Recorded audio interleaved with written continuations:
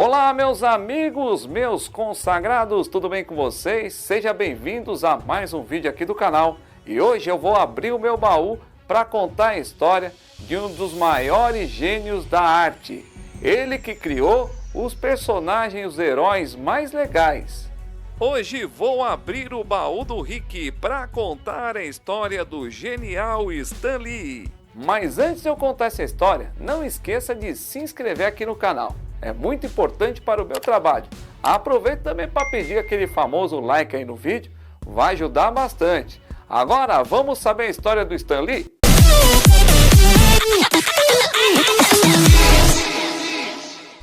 Manhattan, Nova York, dia 28 de dezembro de 1922.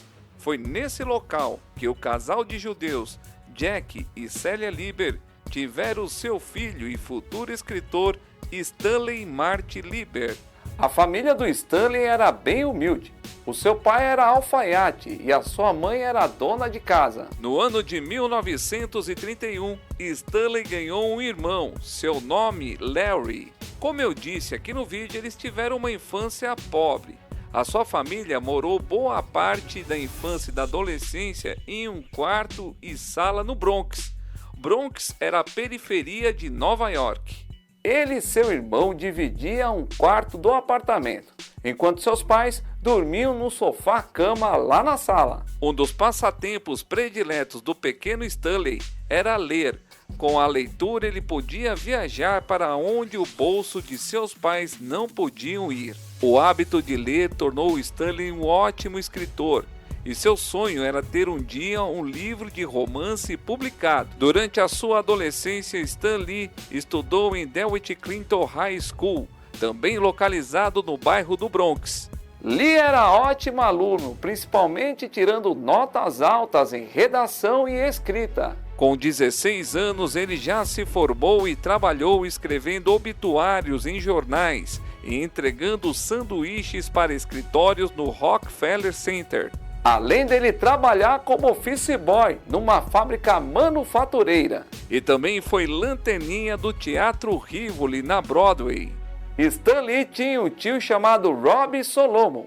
E esse tio foi peça fundamental na vida dele. Esse tio indicou Lee na editora Timely Comics. O ano era de 1939. E nessa editora, Stan Lee arrumou um emprego como assistente. Mas a criatividade do jovem Stan Lee chamou a atenção dos diretores dessa editora. E aí eles falaram, olha, quer saber? Deixa esse garoto colocar as ideias em práticas porque eu acho que vem coisa boa por aí. O seu primeiro trabalho autoral publicado foi um conto ilustrado por Jack Kirby. Esse conto era intitulado Captain American Falls the Traitor Revenge, publicado em Captain American Comics número 3 em maio de 1941. E já nessa história, ele já usou o apelido de Stan Lee. E a explicação era a seguinte, o seu nome, Stanley Lieber, ele queria guardar para escrever romances, livros de romances. Enquanto esse nome que ele criou, o Stan Lee, era para fazer esses quadrinhos e esses personagens, para uma coisa não confundir com a outra. Nessa primeira história para a Timely Comics, introduziu o uso do escudo do Capitão América como uma arma de arremesso. Stan Lee ingressou no exército no início de 1942. Ele serviu como membro do Signal Corps. Em 1942, Stan Lee saiu do exército e ele foi contratado como editor. A partir da década de 50, ele começou a criar várias histórias como The Witness, The Destroyer, Jack Frost e Black Marvel. Em 1947, Stan Lee se casou com a modelo Joan Brocock. O casamento foi no dia 5 de dezembro de 1947. E quem apresentou Joan a Stanley foi o seu primo, pois é. E olha, um detalhe é o seguinte, em 2 semanas de namoro, olha, anote aí, 2 semanas de namoro, eles já se casaram. Ah, meu Deus do céu, como o amor é lindo! Juntos eles tiveram 2 filhas, Joa Célia J.C. Lee, nascida no ano de 1950, e Jen Lee, que morreu 8 dias após o parto em 1953. Em meados da década de 1950, a empresa onde ele trabalhava passou a se chamar Atlas Comics. E no final da década de 50, o grande sucesso da DC Comics com a criação da Liga da Justiça exigiu que a Atlas Comics corresse atrás do prejuízo. Martin Goodman então deu a Stan Lee a missão de criar um time de super-heróis totalmente novos. Lee se sentia velho demais para esse trabalho e ele começou a pensar em abandonar essa carreira. Mas ele foi convencido pela sua esposa Joa a idealizar os próprios personagens do zero. Isso foi no início dos anos 60. Ah, mulherada! O meu papo é com você, mulher! Mulheres, o que seria de nós homens sem vocês? Porra nenhuma! A primeira criação conjunta de Jack Kirby e Stan Lee foi o grupo de super-heróis chamado O Quarteto Fantástico. Eles foram lançados nos quadrinhos em 1961. E o Lee creditou o nome da sua esposa, Joan, como criadora do Quarteto Fantástico. Muita fofura nesse vídeo. Ele é tão romântico. Essa série revolucionou o mercado de quadrinhos e atraiu um público mais velho. O aumento de vendas e da popularidade dessa editora, que já se chamava Marvel Comics, fez com que eles criassem novos personagens. Em 1962, foi criado o Homem-Aranha.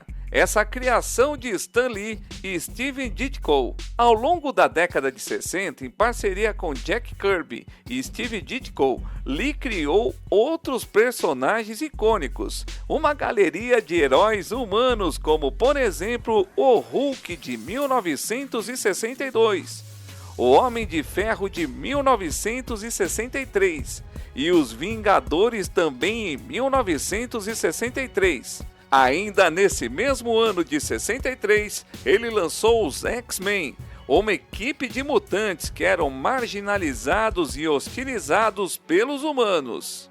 E foi nessa época que Stan Lee teve uma ideia que ele achava tola, mas foi importante para a empresa. Ele passou a focar grupos de estudantes universitários. Criou também um fã-clube da Marvel e fez palestras em colégios e universidades como Princeton, Oxford e Cambridge. Foi aí então que começou a mudança de leitores crianças para leitores adolescentes. E isso virou uma febre nos Estados Unidos. E atenção, a Marvel também foi parar na televisão. O primeiro desenho animado da Marvel estreou em setembro de 1966 na TV americana. As histórias tinham 20 minutos. Aqui no Brasil, foi lançado com o nome Clube Marvel Super-Heróis, no ano de 1967. E a Marvel continuou a prosperar. No ano de 1972, Lee tornou-se diretor editorial. Sempre inovando e criando personagens novos, a Marvel virou live action nos anos 70.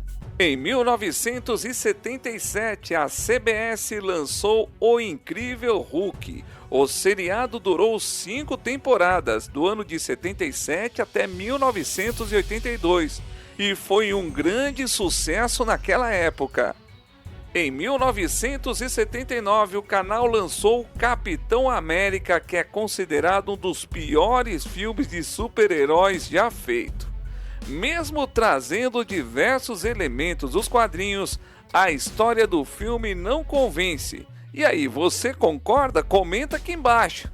Embora o Deus do Trovão não tenha ganho o projeto solo até o MCU, o herói Thor teve sua primeira aparição live action no filme A Volta do Incrível Hulk. Esse longa da CBS estreou em 1988 e trouxe às telas da televisão uma luta entre o deus nórdico e o monstro verde.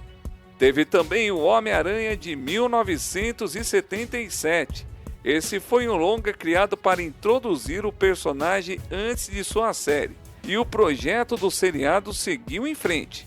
Em 1977 teve o Homem de Ferro, e ele apresentou um professor de física que é atacado por bandidos e fica paraplégico.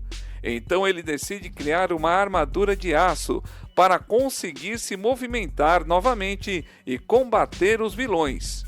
Stan Lee mudou para a Califórnia no ano de 1981, só para produzir a Marvel em cinema e televisão.